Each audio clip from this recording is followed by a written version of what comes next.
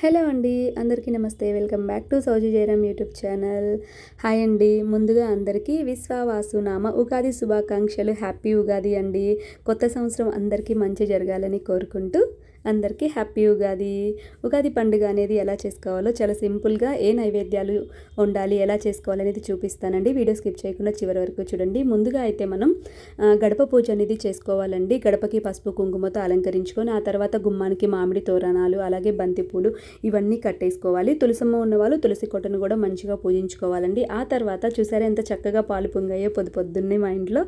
చాలా శుభం కదా అండి. ఇలా ఏంటంటే ఆవు పాలతోటి స్వామివారికి నైవేద్యం అయితే వండుకోవాలండి. మనకి విలేజెస్లో అయితే వరి పంట అనేది ఇంటికి వస్తుంది కదా, ఆ కొత్త ఒడ్లతో స్వామివారికి మనకు కులదైవం వెంకటేశ్వర స్వామి ఉంటారు కదండి. అంటే ఒక్కొక్కరికి ఒక్కోలా ఉంటారు. మాకైతే వెంకటేశ్వర స్వామి అండి. ఆ కొత్త ఒడ్లు అనేది ముందుగా కులదైవం అయిన వెంకటేశ్వర స్వామికి అయితే నైవేద్యంగా ఈ కొత్త సంవత్సరం రోజు వండి పెడతారండి. సో నేను ఇప్పుడు సిటీలో ఉన్నా కానీ నేను కూడా అలాగే చేస్తానన్నమాట. మన ఇంట్లో ఉన్న బియ్యంతో స్వామివారికి అయితే బెల్లం పరమాన్నం చేస్తాము. ఆ తర్వాత అయితే ఉగాదికి స్పెషల్గా చేసుకునేది మామిడికాయ పులిహార కదండి అందరూ. సో ఏంటంటే ఇలా ఒక మామిడికాయని మంచిగా పీల్ చేసేసుకొని దాన్ని తురుము పట్టేసుకోవాలన్నమాట. మామిడికాయ పులిహార చాలామంది చాలా రకాలుగా చేస్తారండి. నేనైతే 2 రకాలుగా చేస్తాను. ఒకటేమన్నా మనం ఆయిల్లో మగ్గించుకుంటాం అనమాట పోపు వేసేటప్పుడు. ఇంకొక విధం ఏంటంటే ఇలా తురుము పట్టేసుకున్నాం కదా, అన్నం ముందుగా ఉడికించి పక్కన పెట్టేసుకోవాలి.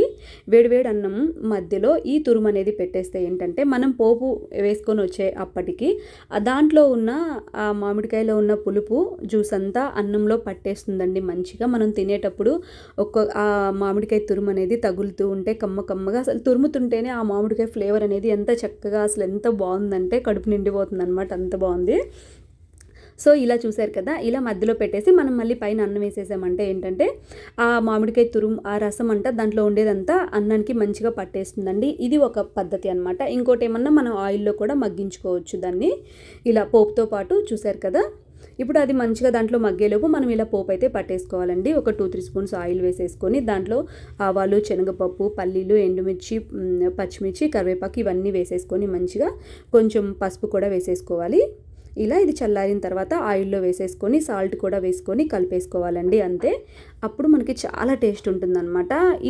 ఇదేంటంటే మామిడికాయ తురుము మనం ఆయిల్లో మగ్గించడం వల్ల ఒక్కొక్కసారి ఏంటంటే మనకి పల్లి అనేది మెత్తపడుతుంది. ఇప్పుడు ఏంటంటే పల్లీలు అనేవి పోపు దినుసులన్నీ చాలా క్రిస్పీగా నవ్వులుతుంటే మంచిగా బాగా అనిపిస్తుంది అనమాట పంటి కింద పడినప్పుడు. ఆ మామిడికాయ తురుము కానీ ఈ పల్లి గింజలు కానీ అన్నీ.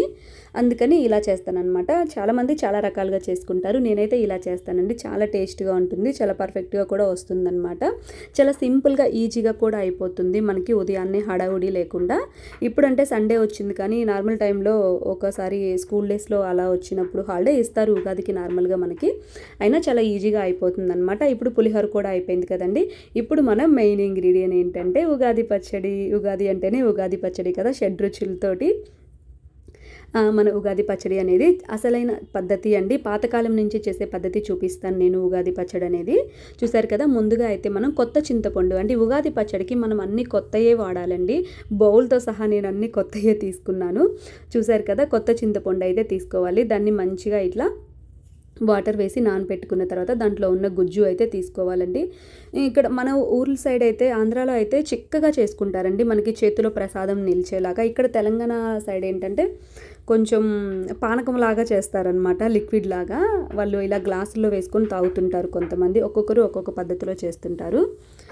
నేనైతే ఇలా చేస్తానండి. చూసారు కదా, ఇప్పుడు మనం మామిడికాయ పులుపు అయిపోయింది కదా, ఇప్పుడు వగరు అనమాట. మనకి వగరు రావాలి అంటే మామిడికాయ ఎప్పుడైనా ఇలా పిందె ఉన్నదే తెచ్చుకోవాలండి. అప్పుడే మనకి వగరు వస్తుంది. లేదు మామిడికాయ మనకి టెంకే ఉన్నది తీసుకున్నారు అంటే అది కూడా పులిపే ఉంటుంది. సో మనకి వగరు రాదనమాట. సో ఇప్పుడు పులుపు వగరు అయిపోయింది కదా, ఇప్పుడు చేదు అండి. ఈ వేపపూత తెచ్చుకొని ఇట్లా ఆ పువ్వు మాత్రమే తీసుకొని దాన్ని మంచిగా ఇట్లా క్రష్ చేసి వేసేస్తే మనకి ఆ చేదు అనేది దాంట్లో మంచిగా కలిసిపోతుంది అనమాట. చేతిలో వేసుకొని ఇలా క్రష్ చేయాలి. ఓన్లీ పూత మాత్రమే తీసుకోవాలండి. కొంచెం సరిపోతుంది, ఒక చిటికెడైతే. చూసారు కదా, దాన్ని ఇలా నలిపేసి మంచిగా ఇలా క్రష్ చేసేసి వేసుకోవాలన్నమాట ఆ పూతని. చూసారు కదా, ఇప్పుడు మనకి పులుపు, వగరు, చేదు 3 అయిపోయినాయి కదా. ఇప్పుడు మన 4వ ఇంగ్రీడియంట్ అనమాట బెల్లం.